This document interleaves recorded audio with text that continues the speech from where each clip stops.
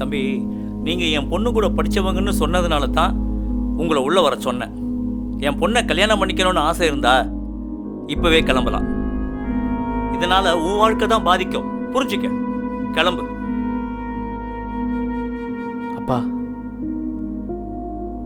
அனு என்கிட்ட எல்லாமே சொன்னாப்பா.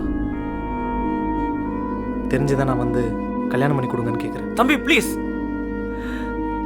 இப்பதான் நானே கொஞ்சம் கொஞ்சமா எல்லாத்தையும் மறந்துட்டு என் லைஃபை நான் அப்படியே நகர்த்திக்கிட்டு இருக்கேன்.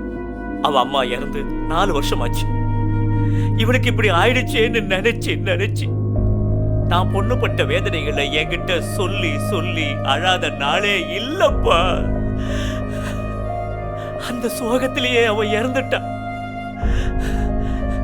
என் பொண்ணு அனுபவிச்ச மாதிரி வலியும் வேதனைகளும் வேற எந்த பொண்ணுக்கும் வரக்கூடாதுப்பா. வேற எந்த பொண்ணுக்கும் வரக்கூடாது.